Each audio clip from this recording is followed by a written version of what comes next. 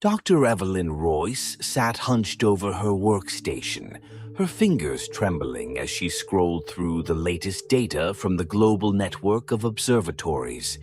The rhythmic hum from Aetheris was no longer faint or ignorable.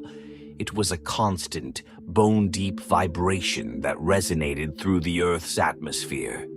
Evelyn could feel it in her teeth, a sensation she couldn't escape, no matter how far she traveled or how deep she went underground. Her screen displayed a disturbing pattern. The energy waves emitted by Aetheris were accelerating in frequency, the oscillations compressing into a rapid-fire pulse. It was as though the comet was sending out a final urgent signal. "What is it waiting for?" she muttered, the words more a prayer than a question. Robert Vargas, her ever-practical colleague, sat slumped in a chair behind her. His usual sharp demeanor was dulled by exhaustion and fear. "It's not waiting," he replied. "It's building something, coordinating them. The changed were no longer scattered and disorganized. Across the globe, reports poured in of coordinated behavior. In cities, they moved in synchronized groups, dismantling infrastructure with terrifying efficiency. In rural areas, they constructed alien structures, towering organic spires that pulsed with faint green light. These edifices seemed to grow, their surfaces slick and glistening like living tissue. Evelyn focused on a live feed from a quarantine zone in the Australian outback. The changed were clustered around a massive, hive-like structure that rose from the desert floor.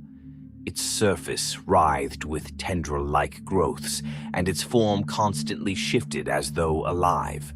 Soldiers tasked with containing the area had retreated, unable to combat the relentless swarms of changed that protected it. "It's a hive," Evelyn said aloud, the word tasting bitter in her mouth. "Aetheris isn't just transforming us, it's creating a network. A colony." Robert leaned forward, his face pale. "A colony for what? To take over the planet?" Evelyn shook her head. "Not just that. These structures, they're transmitting, broadcasting something back to Aetheris, or maybe even further." The realization hit her like a physical blow. Humanity wasn't the final target. Earth was being converted into a relay station for something larger, something far beyond their comprehension. 2 days later, Evelyn and Robert joined a team of international scientists and military personnel in an attempt to infiltrate one of the hives. They traveled to a site deep in the Brazilian rainforest, where one of the largest hive structures had been documented. The team's objective was to study the hive's composition and gather data on the changed guarding it. As their helicopter approached the hive, Evelyn saw it rising like a grotesque monument above the treetops. It resembled a cluster of massive, bioluminescent fungi, its tendrils stretching into the sky like antennae. Greenish light pulsed through the structure in time with Aetheris's hum, which had grown so intense that Evelyn could feel it vibrating through her chest. "Brace yourselves," the pilot said grimly. "We've got movement." Below, the changed emerged from the forest in droves. Their bodies were almost unrecognizable as human now. Some moved on all fours, their limbs elongated and insect-like. Others had exoskeletal growths covering their torsos, their eyes glowing with an unnatural green luminescence. The military escort opened fire, cutting down the first wave of attackers. But for every change that fell, 2 more emerged. Evelyn's heart pounded as she watched their movements. There was no panic, no hesitation. They were acting as one, driven by a singular, unrelenting purpose. The helicopter landed just long enough to drop the team near the base of the hive. The soldiers formed a perimeter, their weapons trained on the advancing hordes. Evelyn, Robert, and the other scientists hurried toward an opening in the hive's base, its edges pulsing like the maw of a living creature. Inside, the air was thick and humid, the walls slick with a strange, resin-like substance that glowed faintly in the dark. The hum was deafening now, a constant mind-numbing vibration that seemed to emanate from the very structure of the hive. Evelyn activated her handheld scanner, its screen lighting up with incomprehensible data. The hive wasn't just a structure, it was alive, its walls composed of organic and mineral compounds seamlessly fused together. Tendrils extended from the walls, pulsing as though carrying fluid or energy. "This isn't just a colony," she whispered. "It's a brain, a cuspontis xomopont." As they ventured deeper, the team encountered pods embedded in the walls. Inside each pod was a changed, its body suspended in a viscous green liquid. They weren't dead. Evelyn could see the faint twitching of their limbs, the rise and fall of their chests. "They're in stasis," Robert said, his voice tinged with awe. "Waiting for something." Evelyn stopped in front of a particularly large pod. The figure inside was grotesque, its human features almost entirely erased. Its torso was covered in chitinous plates, and its arms had elongated into scythe-like appendages. Yet its face, what remained of it, bore an expression of serenity, as though it were at peace. Suddenly, the pod split open with a wet, tearing sound. The creature inside lunged forward, its movements swift and predatory. The soldiers opened fire, their bullets tearing through its body, but not before it let out an ear-piercing screech, a sound that echoed through the hive and beyond. The walls around them began to shift, the resinous surface peeling away to reveal a massive chamber at the hive's core. At its center was a pulsating mass, a grotesque amalgamation of organic tissue and crystalline structures. Tendrils extended from it in every direction, connecting to the hive's walls like a vast neural network. Evelyn stepped forward, her breath caught in her throat. This is it, the central node, the hive mind. As she raised her scanner, the pulsating mass seemed to react, its rhythm aligning with Aetheris's hum.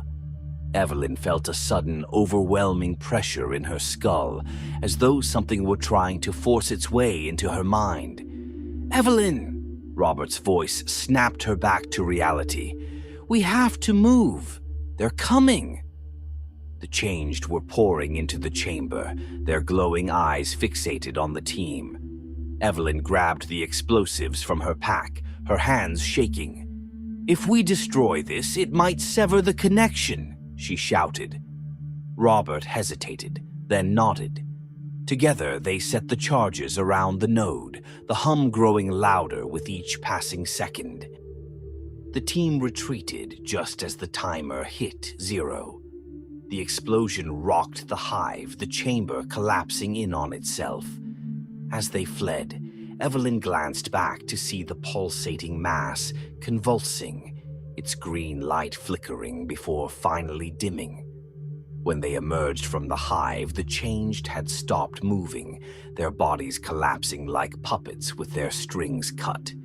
For a brief moment, the world was silent. But Evelyn knew the victory was temporary. The hive was only one of many, and Aetheris was still in the sky, its hum louder than ever. The real fight was just beginning. The world had grown quiet, save for the hum. The once vibrant sounds of humanity, chatter in busy streets, the distant echo of laughter, even the simple creak of a door, were drowned out by the resonant, pulsing frequency of Aetheris. It wasn't just a sound anymore. It was the rhythm of existence, a drumbeat of something vast and alien that had consumed the planet. Dr. Evelyn Royce stood on the launch platform, the sky above her a swirling maelstrom of green and silver. Aetheris dominated the heavens, its tail stretching across the horizon like a cosmic scar. The hum was deafening now, its oscillations vibrating through the metal beneath her feet. Every molecule of her being felt it, as though her body were being torn between two worlds. "Are you ready for this?" Robert Vargas asked, his voice barely audible over the cacophony. "No," Evelyn replied, her eyes fixed on the comet. "But we don't have a choice." The plan was desperate, the kind of gamble only born of absolute necessity. Humanity's last hope rested on a makeshift vessel, a retrofitted military shuttle packed with enough explosives to destroy a small city. Their target was Aetheris's core, a pulsating mass that Evelyn had theorized was the comet's brain, its heart, and its command center. If they could destroy it, they might sever the connection that was transforming Earth into a hive. Might. The shuttle's engines roared to life, a sound that momentarily overpowered the hum. Evelyn and Robert strapped themselves in alongside a small team of survivors, engineers, soldiers, and one rogue astronaut who had volunteered for the suicidal mission. The cabin was silent except for the rhythmic vibration of the comet's influence, felt even here, miles above the surface. As the shuttle ascended, the world below fell away, revealing a landscape transformed. The hives had spread across continents, their grotesque spires piercing the earth like jagged teeth. Tendrils extended from them, connecting to one another in an intricate network that glowed faintly in the night. Cities lay in ruins, overtaken by the Changed, who now moved with mechanical precision, constructing alien edifices with what remained of human civilization. "We're running out of time," Evelyn muttered, watching the hive network shimmer ominously through the viewport. When they breached the atmosphere, Aetheris loomed before them, impossibly vast. Its crystalline surface glistened with an unnatural light, the intricate patterns etched across it pulsing in sync with the hum. Tendrils of energy spiraled outward, reaching for Earth like the fingers of a god. The shuttle docked against a jagged outcropping on the comet's surface, the landing rough but survivable. As the team disembarked, they were struck by the alien landscape. The ground was a mixture of crystalline structures and organic tissue, both rigid and alive. It shifted beneath their boots, pulsing with an almost imperceptible rhythm. "This isn't just a comet," Robert said, his voice trembling. "It's a living organism, a hive ship." Evelyn nodded, her gaze scanning the horizon. "And we're inside its mind." They moved quickly, their path illuminated by the faint green glow emanating from the surface. The air was thin but breathable, saturated with a metallic tang that burned their throats. As they ventured deeper, the environment became increasingly alien. Massive structures loomed overhead, their surfaces covered in writhing tendrils that seemed to watch them. Then came the voices. At first, they were faint whispers, like static crackling at the edges of their consciousness. But as they moved closer to the core, the voices grew louder, coalescing into a cacophony of overlapping languages, some familiar, others incomprehensible. "It's trying to communicate," Evelyn said, her voice shaking. "Or it's trying to stop us." The team reached the core chamber, a massive cathedral-like space filled with a sickly green light. At its center was the core, a grotesque pulsating mass of crystalline and organic material, its surface alive with writhing tendrils and shimmering veins. It was enormous, dwarfing anything they had seen before, and it radiated a presence that made Evelyn feel small, insignificant. "It's alive," Robert whispered. Evelyn stepped forward, her resolve hardening. Not for long. The team began setting the explosives around the core, their movements hurried but precise. The hum was almost unbearable now, a constant, invasive vibration that felt as though it were tearing apart their very minds. Then the change arrived. They poured into the chamber from every direction, their bodies grotesquely altered beyond recognition. Some crawled on elongated limbs, others moved with an insect-like efficiency. Their eyes glowed with the same green light as the core, and their movements were perfectly synchronized. The soldiers opened fire, the sound of gunfire momentarily drowning out the hum. But for every change that fell, more appeared, their numbers seemingly endless. "Evelyn, we're running out of time," Robert shouted, firing into the swarm. "I just need a few more seconds," she yelled, her hands trembling as she connected the final detonator. The core seemed to react to her actions, its pulsations growing faster, more erratic.